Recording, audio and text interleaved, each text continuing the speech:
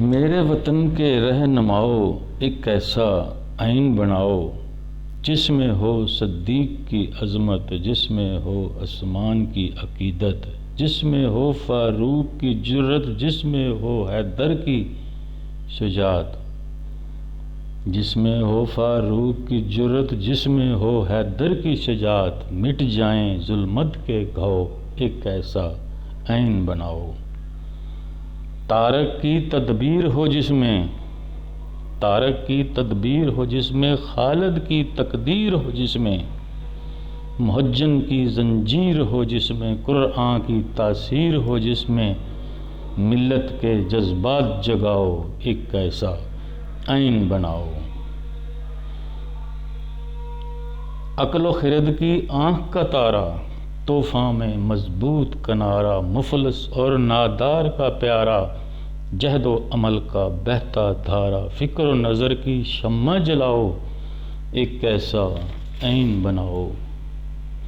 سر توڑے جو مغروروں کا، ساتھی ہو جو مجبوروں کا، دارا ستم کے منصوروں کا، محکوم و مجبوروں کا،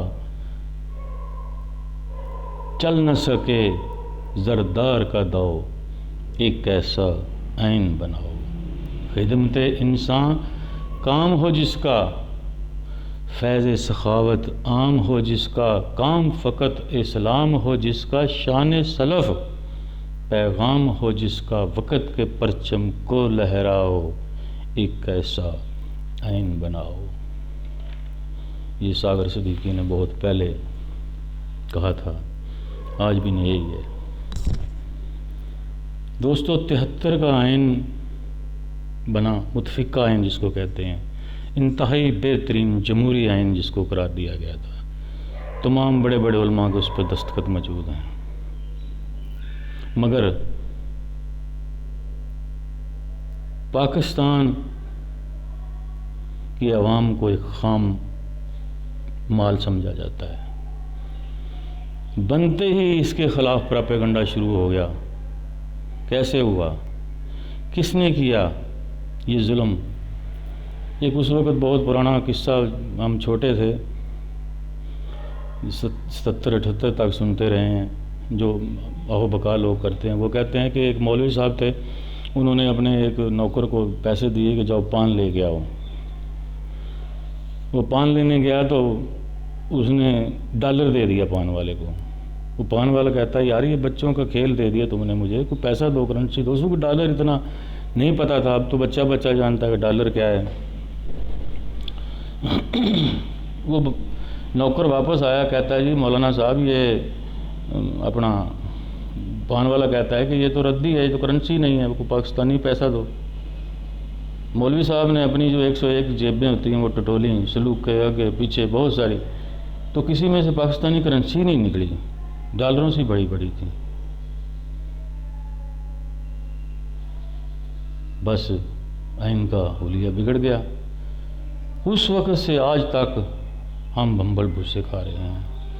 کبھی دہشت گرد بن جاتے ہیں، کبھی مجاہد بنا دیا جاتا ہے ہمیں، کبھی کچھ بنا دیا جاتا ہے، کبھی کچھ بنا دیا جاتا ہے، اپنی سوچ نہیں ہے۔ ہم لالچ میں آ کر استعمال ہو رہے ہیں۔ یہ کب تک؟ یہ اپنے بچوں کے ساتھ ظلم کر رہے ہیں ہم۔ ہماری کیا منزل تھی؟ ہم تو بہت ذلیل و خوار ہو گئے، ہمارے بچوں کی کوئی منزل نظر نہیں آ رہی، نہ کوئی تعلیم ہے، نہ کوئی ڈھنگ کا کوئی کلچر ہے۔ ایسا ایک احساس کمتری میں سوچے سمجھے منصوبے کے تحت معاشرے کو دھکیل دیا گیا ہے۔ افسر شاہی جو ہے وہ اسٹیٹس کو میں گرفتار ہے، کوئی بندہ کام کر کے راضی نہیں ہے۔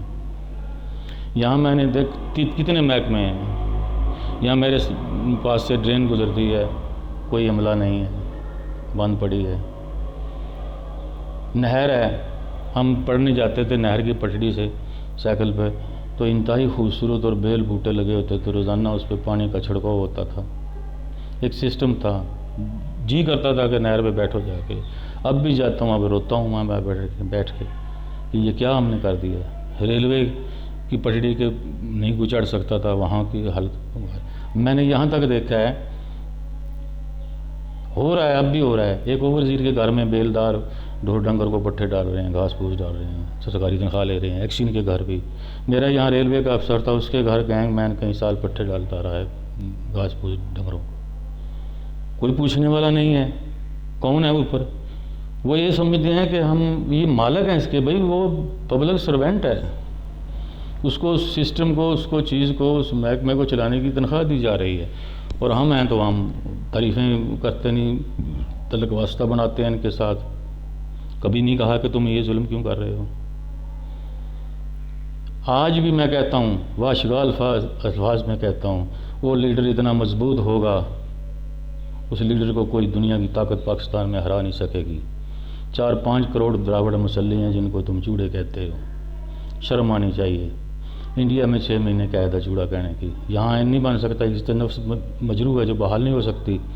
جو لیڈر، جو سیاسی جماعت یہ اپنے منشور میں شامل کر لے گی کہ سب سے زیادہ پریورٹی جو ہے وہ مسلح کو دینی ہے، باقی شیڈول کاسٹ کو بیلدار ایک تم عین بنا لو کہ بیلدار جو ہے وہ ذمہ دار طبقے سے یا اپر کلاس سے نہیں ہوگا۔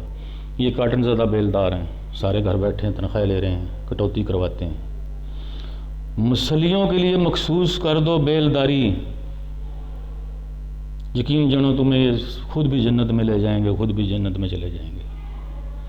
یہ اتنی دعائیں دیں گے، مخصوص کوئی بھی آج اپنے منشور میں شامل کر لے۔ یہ بے ہنر ہیں بیچارے، یہ مظلوم و بے کس ہیں، اینٹیں خون پسینے سے ڈالتے ہیں، محل بناتے ہیں، خود پرائی کلیوں میں، ٹپتی کلیوں میں بیٹھے ہیں۔ کسی بٹھے پہ لیٹرین نہیں ہے، کسی بٹھے پہ ڈھنگ کا غسل خانہ نہیں ہے، ذمہ دار ان کو مارتے ہیں۔ یار یہ سب حکمرانوں کے سامنے ہے، مجھے تو بہت تکلیف ہوتی ہے۔ میں بار بار یہ کرتا چلا جاؤں گا، ہر ویڈیو میں یہ کرتا چلا جاؤں گا، کسی کو تو شرم آئے گی۔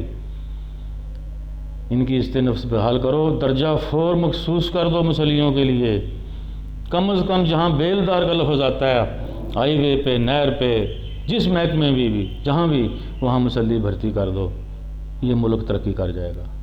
کوئی سیم بند نہیں ہوگی، کوئی کام ایسا نہیں ہوگا۔ یہ تو شکر کریں گے بیچارے، دعائیں دیں گے۔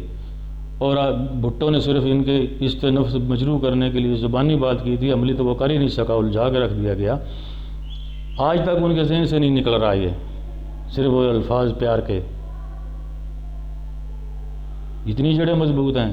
اور یہ پیغام کہاں سے آیا تھا؟ اب تو نیٹ ورک بہت زیادہ ہے، یہ تندوروں سے، لوہاروں ترخانوں کی دکانوں سے یہ پیغام آیا تھا میرے سامنے،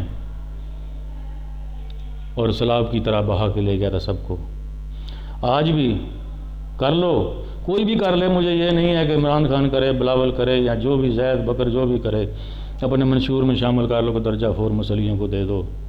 اور دوسرا، جہاں جہاں یہ بیٹھے ہیں ان کے نام جب نکال کرا دو، ذمہ دار بہت ظلم کر رہے ہیں ان کے ساتھ، 50 سال سے بیٹھے ہیں اور پیسے لیے ہوئے ہیں اور انتقال نہیں کرا رہے، جب کہتے ہیں اٹھ چوڑے آئے تو نکل، تیرا اتنے کی، کتنا بڑا ظلم ہے۔ ہوش کے ناخن لو، یہ اعلان کر دو کہ جہاں جہاں کوئی غریب آدمی بیٹھا ہے، ذمہ دار سے لے کے کوئی بھی بندہ بیٹھا ہے، انتقال نہیں ہو رہا، اس کا ایک زبان ہی ہلانی ہے آپ نے۔ کیا آپ نے کوئی بگدر سے اٹھانا ہے؟ کیا کرنا ہے؟ ایک زبان اٹھانی ہے کہ جہاں جہاں بھی کوئی غریب بیٹھا ہے اس کو اس کے نام انتقال کر دو، پیپر ورک یس کر کے۔ 2 نمبری نہیں، جن ذمہ داروں نے پیسے لے رکھے ہیں وہ تو ان کا حق بنتا ہے۔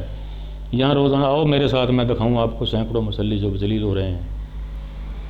ہوش کرنی چاہیے ہمیں بدلنا چاہیے ان غریبوں کے لیے، ان مسکینوں کے لیے۔ زبانی جمع خرچ نہیں، عمل کر کے دکھاؤ۔ یہ عمل کرنا پڑے گا، آج نہیں تو کل، کل نہیں تو پرسوں کرنا پڑے گا، ورنہ یہ لوگ آپ کو پریشان کر دیں گے۔ مذہب، سیاسی جماعتیں ہیں، سوار ہیں ہمارے ذہنوں پہ، یہ کیا کریں گے؟ ان کے اپنے آئین کے اندر، ان کے اپنے جو جماعتوں کا منشور ہے ان کے اندر جمہوریت نہیں ہے، ان کے اندر طبقات ہیں۔ پہلے تو یہ سارے قرآن اور حدیث کو لے کے چلتے ہیں، ان کے اپنے اندر کوئی کسی جماعت کا منشور شائع کر دو، جہاں بھی دکھاؤ، اگر لفظ لکھے ہیں تو اس پہ عمل نہیں ہے۔ ان کو ہوش آنی چاہیے، مذہب اور سیاست کو الگ کرنا چاہیے۔ سیاست ایک الگ چیز ہے، مذہب ایک الگ چیز ہے۔ مذہب تو دین ہے، حق کا رستہ ہے، جنت کا رستہ ہے جو قرآن میں موجود ہے۔ میں اتنا پریشان ہوں، میں یہاں لوگوں کو واشگاف لفاظ میں کہتا ہوں کہ یار آخری خطبہ ہر مسلمان کو یاد ہونا چاہیے، زبانی ہونا چاہیے، اور اس کو عملوں میں کوشش کرنی چاہیے لانے کی۔ میں مولوی کو کہتا ہوں کہ ہر جمعے میں سب سے پہلے آخری خطبہ نبی کریم صلی اللہ علیہ وسلم کا جو مکہ میں دیا تھا وہ رپیٹ کرو، اور سب سے پہلے بڑی بات کہ اس کو اپنے عملوں میں دکھاؤ۔ یہاں عجیب بات ہے، ساجی عمرہ سی آندا ہے قرآن دی قسم ہے نہ مولوین دعائے 90% مولوین دعائے قنوت نہیں ہوندی، ساڈے امام بنے کھلوتے نے۔ وہ گل تو وہ سٹنے والی نہیں، میں تروں پوچھا، انہیں آخیا جی یاد نہیں۔ پکی روٹی 5 بنا اسلام دے پکی روٹی، وہ کو بھئی پڑھ کے سانو سناؤ، سانو ہدایت دیو، عملہ آئے گی تو ساڈے کول آئے گی نا۔ زبانی تے بڑا کچھ کر دیتا ہے، مسکرہ پن مذہب جتنا آ گیا جڑا انہوں کوئی چھیڑنے دی لوڑ ہی کوئی نہیں۔ دعائی خدا دی میں حکومتاں دنیا نو کہہ رہا، پاکستانی معاشرے دے وچ مسکرہ پن اتنا آ گیا مذہب دی تقریراں دے وچ، خود اپنی موت مر جان دے، سمجھ نہیں آتی ہے کہ مراسی نے کہ عالم دین نے، انہوں نے کھلا چھڑ دیو، یہ اپنی موت آپ مرنے والے نے۔ اتنا مسخرہ پن، جہاں مولوی مسخرہ وہ ریٹنگ 5-10 لاکھاں چ فارچونر تے 50 گڈیاں کھڑیاں نے، بینک بیلنس انہاں دا کتنے؟ جہے مرضی جتھےداراں نوں ویکھ لو، یہ کتوں آیا پیسہ؟ وہ جہاں شرینیاں دیندا، جہاں انہاں نوں تنخواਹਾਂ دیندا ہے، انہیں داڑ دیندے نے۔ یقین کر ساجی رکنے والا ذاکر آئے، وہ آندا قسم خدا دی آ مجلس تے کچھ دینا بند کر دے، جو کو آ گیا تو گل کرے ہے۔ اس آگیا عید ملادم نبی تے کوئی چول دینے تے کھانا دینا بند کر دے، کوئی سنن آ گیا گل کرے ہے۔ وہ یار ایک شغل بن کے رہ گیا، دین دا ایک مذاق بنا دیتا ہے اسی۔ ہوش کرنی چاہیے، میرے کہنے کی باتیں نہیں ہیں، میرے آکھنے کی گلاں نہیں سو دوستو، تواڈے سامنے دنیا ایک کھلی کتاب ہے، زمانہ ایک بہترین استاد ہے، من جاؤ تو چنگی گل ہے، پڑھ لو زمانے کولوں، بچیاں واسطے پڑھ لو، اپنے واسطے، خود تے ذلیل ہو گئے ہیں، بچیاں نوں تے آزاد کر دیو۔